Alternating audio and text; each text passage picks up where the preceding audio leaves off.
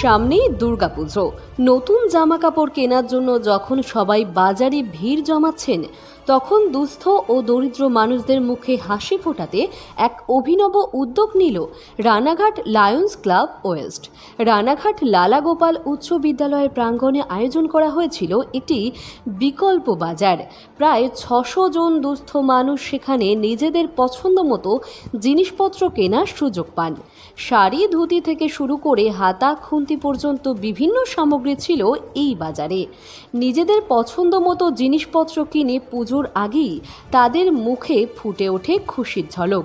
এই ব্যতিক্রমী উদ্যোগটি সমাজে একটি মানবিকতার নতুন দৃষ্টান্ত স্থাপন করল।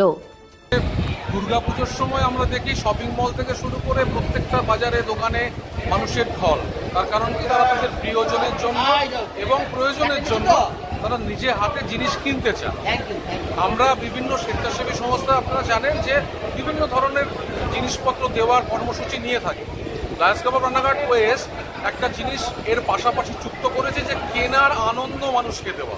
যে আমরাই ঠিক করে দিচ্ছি যে তার শাড়ি প্রয়োজন, বা আমরাই ঠিক করে দিচ্ছি তার ধুতি লুঙ্গি প্রয়োজন, কিন্তু এমন তো নাও হতে পারে। সেই জন্য আমরা একটা বিকল্প বাজার তৈরি করছি এবং নকল টাকা তাদেরকে দিয়ে দিচ্ছি। নকল টাকার বিনিময়ে সেই বিকল্প বাজার থেকে তাদের পছন্দ মতো যেটা তাদের প্রয়োজন সেই কেনাকাটাটা করে পুজোর সময় আনন্দটা, কেনার আনন্দটা তাতে উপলব্ধি করতে পারেন। সেই জন্যই লায়ন্স ক্লাব রানাঘাট ওয়েস্টের উদ্যোগে এই হাটে বাজারে কর্মসূচি।